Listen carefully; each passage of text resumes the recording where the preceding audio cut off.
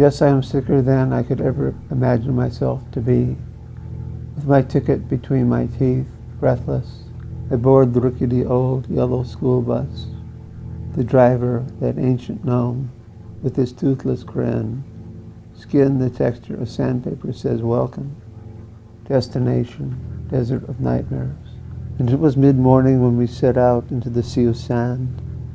Not another car on the slash of highway. Nothing to be seen but a few cactuses clinging to life in this saddest of wastelands. Everything shimmering in the new heat as if underwater.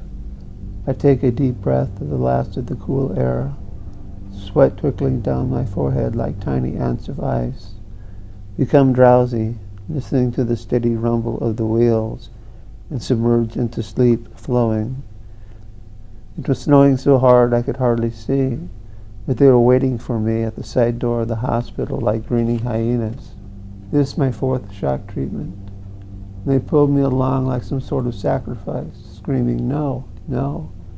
They stripped me down, made me put on a hospital gown, and rolled me into a small white room. I was strapped to a table. The doctor smiled above me like some sort of benefactor. It said, "Relax."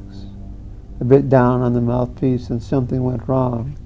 And in the rush of terror pumped into me by the IV, I could not breathe. My back bucked up, and I flopped around on the table like a dying fish. I could not breathe, and I hung for an eternity without breath. And then, it was summer. It was golden. I was happy.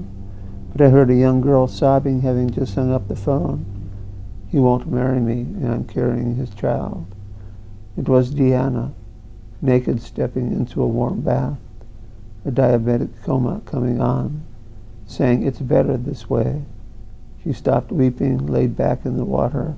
I shouted, "No, please no, I love you," as she slowly sank from view. I plunged into a dark cell in the deepest gut of a prison.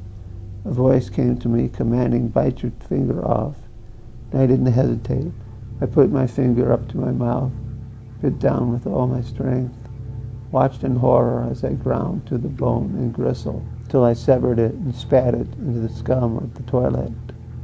I awake to my own scream, find that it is dusk and I am on an empty bus, but there is a sign outside the window saying "The Present, where all sins are forgiven." And as I start the fragile engine of health to leave behind this landscape of nightmare and shadows, the sun slips down from the sad arms of the saguaro. It too is weary, having come a long way.